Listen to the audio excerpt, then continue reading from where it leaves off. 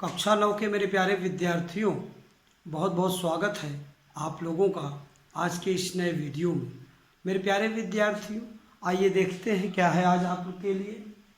प्यारे विद्यार्थियों, आप देख सकते हैं कक्षा 9 और कक्षा 9 वालों के लिए विषय हिंदी भाषा, और हिंदी भाषा में जो शीर्षक है आज का वो है अर्धवार्षिक परीक्षा पुनरावृत्ति।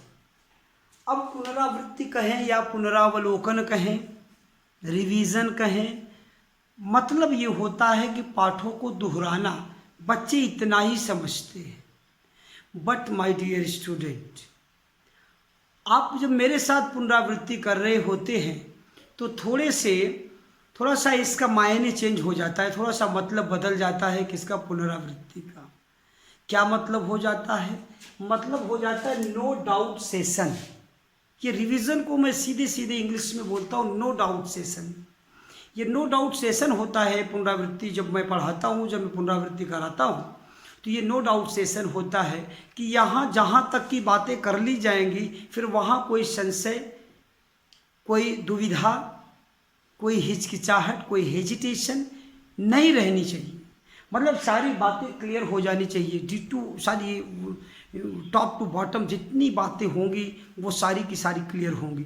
कहीं पर कोई डाउट अगर रह जाए तो मेरे प्यारे विद्यार्थियों, कमेंट बॉक्स में वीडियो देखने के बाद आप अपना नाम, क्लास और सेक्शन जब लिखिएगा, उसके बाद एक दूसरा रीकमेंट करिएगा, दूसरा एक कमेंट करके अपनी समस्या को जरूर बताइएगा। त्वरित समाधान करने का आश्वासन देता हूँ, प्रयास करूँगा आपकी समस्या का त्वरित समाधान हो।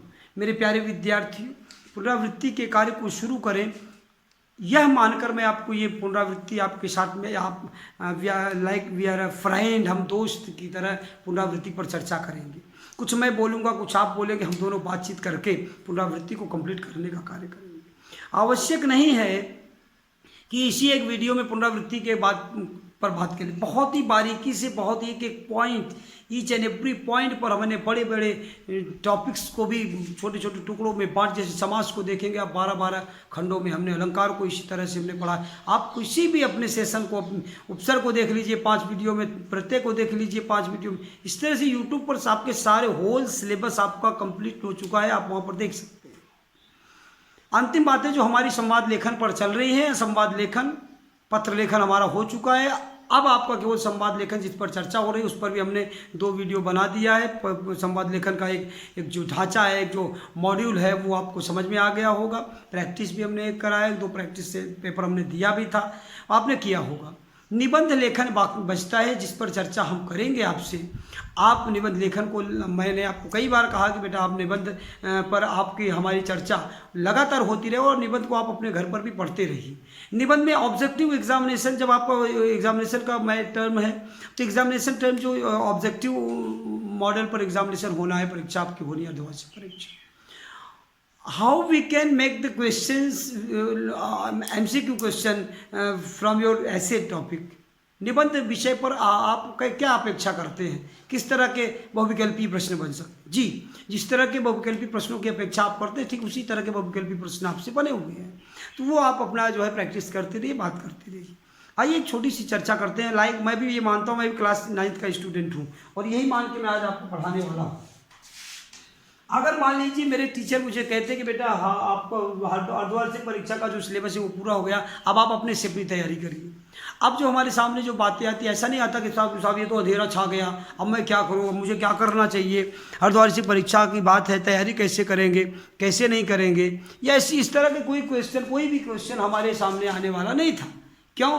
क्योंकि देखिए मैं क्या करता, मैं सबसे पहले विचार करता कि किन किन बिंदुओं पर हमें बातें करनी है, किन किन बिंदुओं पर हमें बातें करनी है। जब ये बात होती तो हम क्या करते, सबसे पहले जो हमारी चर्चा होती, नंबर 1 पर बात कर रहे हैं, नंबर 1 की बात कर रहे हैं, और नंबर 1 पर बात हम किस पर करते, उपसर्ग पर बात करते। उपसर्ग। हमारी जो दूसरी चर्चा होती वो प्रत्यय पर होती, हम प्रत्यय पर चर्चा करते।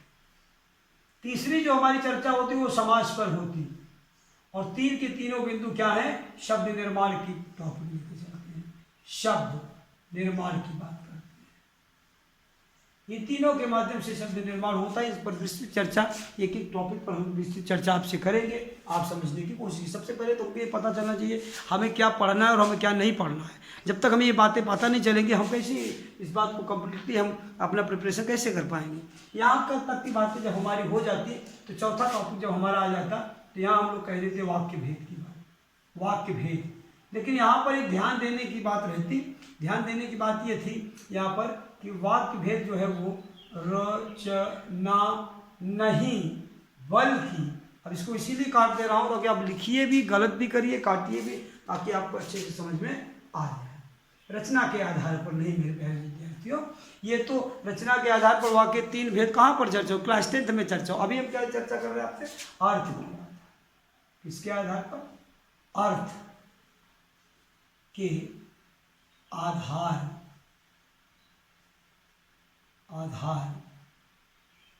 पर। यहाँ एक लाइन बना, कुल कितने भेद, 8 भेद।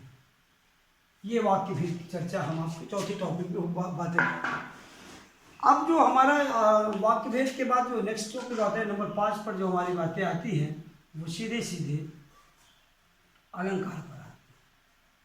अलंकार, और अलंकार पर जब हमने आपसे चर्चा किया तो अलंकार पर चर्चा, अलम धनकार अलंकार, तो यहाँ हमने शब्दालंकार,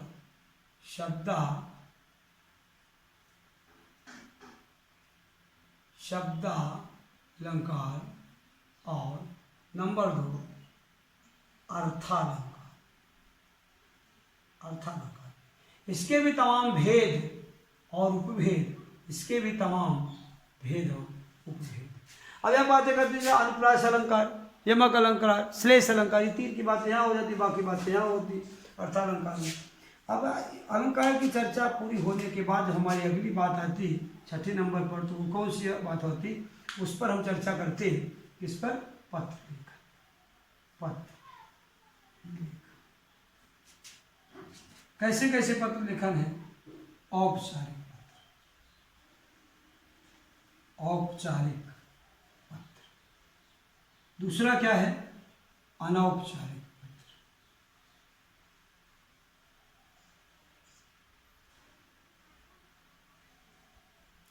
इतनी चर्चा तो हमारी होनी लाजमी है, यहाँ तक की चर्चा हम आपसे करते। लेकिन हमारे जो बचे हुए जो बिंदु हैं, जो हमारा 7वां बिंदु है, वो 7वां बिंदु जो है पत्र लेखन के बाद हमारा आता है संवाद लेखन। संवाद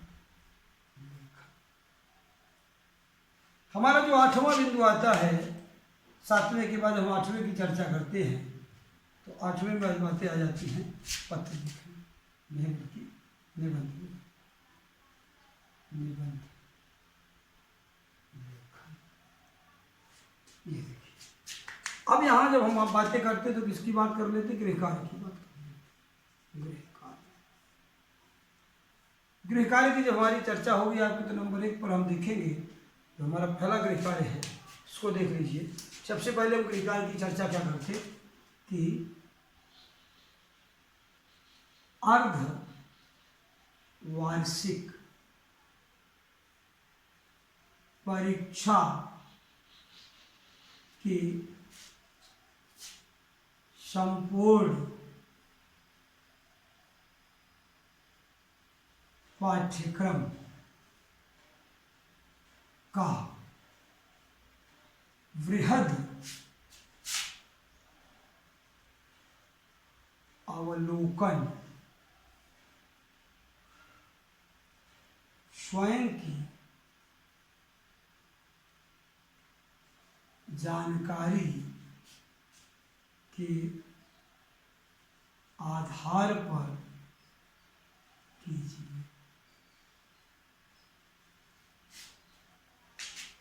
नंबर 2 पर जो हमारा होमवर्क आता है, इस पर हम क्या चर्चा करते हैं कि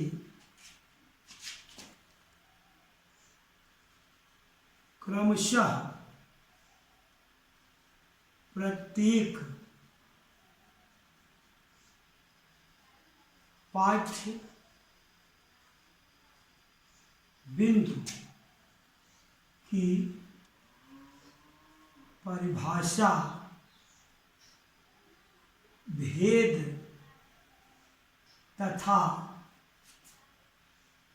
उदाहरण अब तक की उपलब्ध पाठ्य सामग्री के आधार पर लिखकर अभ्यास करें। अब अगर हम भाषा पाठ्यक्रम में अगर मैं लिखकर याद करने की बात कह दूं तो ये बेईमानी होगी बच्चों के साथ। लिखकर याद नहीं करना, लिखकर अभ्यास करना है।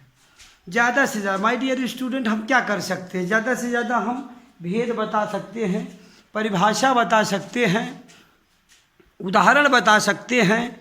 लेकिन अब कोई बच्चा ये कहे कि साहब उदाहरण को याद करवा दीजिए, इतने उदाहरण है उतने ही आए, बोलो कूलन में, केल में, कछारन में, कुंजन में, क्यारिन में, कलीन कलीन किलकंत है, द्वार में, दिशान में, दुनी में, देश देशन में, देखो दीप दीपन में, दीपित जगत है, कहें पद्माकर परागहू में, पवनहू में, पावन में, पीसित पलासन पकंत है, बीथिन में, ब्रज में, नवेलिन में, बेलिन में, बनन में, बागन में, बगरे बसंत है।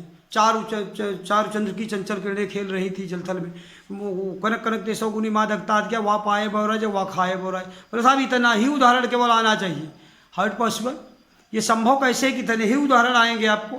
पानी ही ते हिम भया हिम हो गया, बिला जो था सो ही भया। आप कुछ कहा जाए पानी रहीमन निज क्या है, रहीमन पानी राखिए बिन पानी सब सुन पाए नहीं गए उबरे मोती मान सुन। हाँ, रहीमन कुल कुल कपूत गति सोए, बारे उजियारे करे बड़े अधेरो होए। हाँ, तो ये कैसे संभव है कि ये 10 12 15 20 25 उदाहरण मंगन को देख पट देत बार बार है। हाँ, सुवर्ण को खोजत फिरत कब विचारी चोर। तो ये ऐसा नहीं हो सकता। 10 20 25 उदाहरण, आप 50 उदाहरण याद कर सकते हो। अब बताओ बसा को अलंकार उसी में से आना चाहिए। पीपर पात सरिस मन डोला, हाँ, गुरुपद पंकज कमल से मया मैं तो चंद्र खिलौना नहीं हो पायो जी मैंने राम रतन धन पायो। ये इतने उदाहरण से काम चलने वाला नहीं बेटा। उदाहरण को आप याद करिए, अच्छी बात है, उसको आप पढ़िए अपने मनोरंजन के लिए, अपने आनंद के लिए। कहीं पर उसका उन उदाहरणों का कहीं पर प्रयोग करने के लिए आप याद करिए, वो अलग की बात है। बाकी आप सोचिए कि एग्जामिनेशन की व्यू ऑफ एग्जामिनेशन की दृष्टि से इतना ही पर्याप्त है, ये हम नहीं कह सकते। आप प्रत्यय पढ़ना शुरू करें, प्रत्यय में उपसर्ग में कि तत्सम उपसर्ग 22 हैं, बोले 22 उपसर्ग एक एक उदाहरण याद कर लो। ऐसा नहीं है, उपसर्ग आप याद हो जाएगा तो प्रत्यय उदाहरण अपने आप चाहिए जो जहाँ से उदाहरण आएगा। बोले तत्सम उपसर्ग 22 हैं याद कर लिया, तद्भव कैसे करोगे? आगत जो है कैसे करोगे? आगत उपसर्ग की बात कैसे, उर्दू के फारसी की जो उपसर्ग उनको कैसे करोगे? प्रत्यय में आप आएंगे, कृत प्रत्यय तद्धित प्रत्यय की बात करें, कृदंत प्रत्यय और तद्धितांत प्रत्यय की बात करें, कैसी होगी बात? तो प्यारे विद्यार्थी, मेरा ये कहना है कि ये सब आप उदाहरण याद कितना करेंगे, ये उदाहरण का अभ्यास किया जाता है भाषा की पाठ्यक्रम में, भाषा की कॉपी में, भाषा की किताब में। यहाँ पर उपसर्ग में जब आप बातें होंगी आपसे, यहाँ मैं आपको ब्लैक मार्कर से बात कर रहा हूँ, तो यहाँ आप क्या करेंगे, आप तत्सम उपसर्ग, किसकी? तत्सम, फिर तद्भव, फिर आगत, ऐसे उपसर्गों की बात करना। प्रत्यय, बोले कृत प्रत्यय, क्रिया शब्दों के बाद लगे हुए प्रत्यय जो होते हैं उनसे बने शब्दों को कृत प्रत्यय कहते हैं, कृत प्रत्यय। और इन्हें कृदंत कहा जाता है, ऐसे शब्दों को कृदंत कहते हैं। और दूसरा जो प्रत्यय वो है तद्धित प्रत्यय। और ऐसे प्रत्यय और ऐसे तद्धित प्रत्ययों को क्या कहते हैं? तद्धितांत प्रत्यय। समास की बातें हुई थी, बहुत सारी हमने बात किया। किस पर किया? तत्पुरुष, तत्पुरुष की बात किया। फिर कर्म धारय, फिर बहुव्रीहि, बहुव्रीहि की बात किया। फिर दिव्य की बात किया, फिर द्वंद्व की बात किया, द्वंद्व की बात किया, हाँ, तत्पुरुष की बात किया, कर्मधारय की बात किया, बहुव्रीहि की बात किया, द्विग की बात किया, द्वंद्व की बात किया और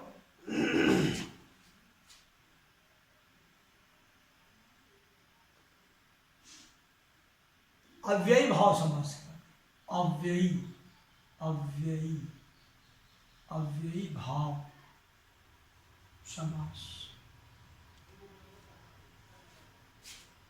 एक एक समास पे चर्चा करेंगे। तो देखिए कैसे कहेंगे। तत्पुरुष समास, प्रथम पद प्रधान। यहाँ कैसे, जैसे राजपुत्र, राजा का पुत्र, हाँ, घुड़सवार, घोड़े पर सवार, रसोई घर, रसोई के लिए घर। कैसे करेंगे इन सब बातों को। दही बड़ा, दही में डूबा हुआ बड़ा, कैसे करेंगे इन सब बातों को। तत्पुरुष की बात। कर्मधारय की बात में क्या होती है, कर्मधारय में बड़ा अच्छा क्वालिटी है। कर्मधारय की क्वालिटी क्या है, कर्मधारय समास में होता क्या है मेरे प्यारे बच्चों, कर्मधारय समास में ये जो पहला पद होता है विशेषण विशेष की बात होती है। बहुत अच्छा पहचानना इसको सरल है। यहाँ विशेषण होता है और ये विशेष होता है। विशेष, विशेष क्या है, जिसकी विशेषता बताई जाए। विशेषण क्या है, जो विशेषता बताता है। जैसे महात्मा, एक शब्द आता है महात्मा, क्या शब्द है, महात्मा। महान है जो आत्मा, क्या होगा इसका समास विग्रह, इसका समास विग्रह होगा महान है जो आत्मा। महान है जो आत्मा, बोले महान है जो आत्मा, वो क्या महात्मा है। तो ये बातें यहाँ पर कैसे होंगी। अब आगे इन बातों को आपको समझना पड़ेगा। कैसे समझ पाएंगे आप, आपको समझना ये पड़ेगा कि कोई भी शब्द हो, लाल टोपी, नील कमल, मतलब प्रथम पद विशेषण होना चाहिए। तो और दूसरा विशेष, मतलब इसकी दूसरे पद की विशेषता पहला पद अगर कहीं बता रहा है, ऐसा सामासिक पद आता है तो वहाँ पर कर्मधारय समास को आंख बंद करके लगा दीजिए। बहुव्रीहि समास अपने आप में बड़ा यूनिक समास है, इसका कोई सब्स्टिट्यूट नहीं होता। बहुव्रीहि समास की सबसे बड़ी जो विशेषता है, सबसे यूनिक जो विशेषता है, जो क्वालिटी है प्यारे विद्यार्थियों, वो ये है कि ये अपने आप में एक अलग, एक सबसे अलग समास है। इसमें इसकी तरह का कोई समास, जैसे 10 आनंद, 10 है आनंद जिसके, अर्थात रावण, त्रिदेव ब्रह्मा विष्णु महेश, बोले त्रिशूलधारी, बोले शिव, त्रिशूल है धारण किया है जिसने। फिर कह रहे हैं कि पंचानन, पंच है आनंद जिसके ब्रह्मा जी, 5 है मुख जिसके। आगे कह रहे चक्रधर, चक्र को धारण करने वाले भगवान विष्णु। पीतांबर, पीला है अंबर जिसका था भगवान कृष्ण। लंबोदर, लंबा है उदर जिसका था भगवान गणेश। कोई सब्स्टिट्यूट ढूंढ सकते हैं क्या? बहुव्रीहि समास का कोई भी सब्स्टिट्यूट नहीं होता है, ये अपने आप में विशेष होता है। और परिभाषा की अगर बात करें तो आप कह सकते हैं कि न प्रथम पद प्रधान न द्वितीय पद प्रधान, बल्कि दोनों मिलकर किसी तीसरे पद की विशेषताओं की बात करते हैं तो वहाँ पर बहुव्रीहि समास होता है। द्विगु समास, द्विग नहीं है, द्विगु है, द्विगु समास है। द्विगु समास कैसा होता है? द्विगु समास संख्यावाचक, काउंटेबल होता है। क्या? नवरात्र, ये पंचमुख, पंचरात्रि, चौराहा, द्विगु समास। कहीं भी गिनती की बात आएगी, शताब्दी, सप्तशती, क्या है? गिनती की बात हो रही, काउंटेबल है, काउंटिंग की बात आएगी। इसका जो सबसे बड़ा क्वालिटी 6 के 6 समासों में से कोई भी ऐसा नहीं है जो काउंटिंग की बात करेगा। काउंटिंग की बात करने वाला, यूनिवर्सल की बात करेगा बहुव्रीहि। किसकी बात करता है? यूनिवर्सल की बात करता है। यूनिवर्सल है, यूनिवर्सल है, यूनिवर्सल है, मतलब ये ट्रूथ, यूनिवर्सल ट्रूथ होता है बहुव्रीहि समास। इसका अपना कोई सब्स्टिट्यूट नहीं होता। और ये जो काउंटिंग की बात होती है, काउंटेबल होता है, वो द्विगु समास होता है। अब बातें द्वंद्व की करते हैं। द्वंद्व माने क्या? लड़ाई झगड़ा की बात करते हैं, बराबरी की बात करते हैं। न प्रथम पद प्रधान न द्वितीय पद प्रधान, बल्कि होता क्या? दोनों पद प्रधान होते हैं। जहाँ ऐसा समास ये तो था जहाँ पर न प्रथम पद प्रधान न द्वितीय पद प्रधान, तीसरे पद की बात करें, लेकिन यहाँ पहला पद भी प्रधान है, दूसरा पद भी, दोनों पद। ऐसा सामासिक पद जिसके दोनों पद प्रधान होते हों, वे वहाँ पर ऐसे सामासिक पदों में द्वंद्व समास होता है जिसके दोनों पद प्रधान होते हैं। जहाँ प्रथम पद भी प्रधान है और द्वितीय पद भी प्रधान है। अव्ययी भाव समास में प्रथम पद अव्यय होता है, द्वितीय पद प्रधान होता है। जैसे कैसे करेंगे? जैसे दिन, प्रतिदिन, यथाशक्ति, यथासंभव। अब यथा माने कितना, कोई बता ही नहीं पा रहा है, तो इसका मतलब है अव्ययी भाव समास। इसका प्रथम पद क्या होता है? अव्यय होता है और संपूर्ण सामासिक पद अव्यय का कार्य करता है, वहां पर अव्ययी भाव समास होता है। प्यारे विद्यार्थी, इसी के आधार पर हम थोड़ी थोड़ी रिवीजन आपको ऐसे ही कराते रहे, थोड़ी सी चर्चा आप पर करते रहेंगे। स्पेशली अगर आप चाहते हो कि साहब क्वेश्चन आंसर की डायरेक्ट बात करें, डायरेक्ट बात बेईमानी होगी, वो आपको करना होगा। क्वेश्चन की प्रैक्टिस आप करिए। मैं इस तरह की, हाँ, जहाँ पर आपको डाउट हो रहा है उसको आप कमेंट करिए, उस पर बात चर्चा होगी। संवाद लेखन और निबंध लेखन हमारी ये दो 7 और 8 नंबर टॉपिक ऐसे हैं जो एनुअल के लिए हैं। ये हमारे एनुअल सिलेबस के लिए है, ये जो है हाफ ईयरली में नहीं है, ये एनुअल सिलेबस में है हमारे हैं। तो इस पर चर्चा हम आप बात में गए, बाकी पर चर्चा हम धीरे धीरे करते रहेंगे। आज थोड़ी सी चर्चा उपसर्ग प्रत्यय और समास पर हुई। वाक्य भेद पर चर्चा और अलंकार पर चर्चा हम नेक्स्ट वीडियो में करेंगे। आशा करता हूँ, बहुत बहुत शुभकामनाएं हमारी ओर से हाफ ईयरली एग्जामिनेशन की। खूब स्वस्थ रहिए, अपने आप को बचा के रखिए, बाहर मत निकलिए, अपने बड़े और छोटों सबका ख्याल रखिए, खुद अपने स्वास्थ्य का खूब ख्याल रखिए, खूब परिश्रम करते रहिए मेरे प्यारे विद्यार्थियों। इसी आशा और विश्वास के साथ कि आप हमारे द्वारा दिए गए निर्देशों का पालन करेंगे और दी गई अध्ययन सामग्री का खूब मन लगा के अध्ययन करेंगे। आज के लिए इतना ही, मिलते हैं नेक्स्ट वीडियो में, तब तक के लिए धन्यवाद।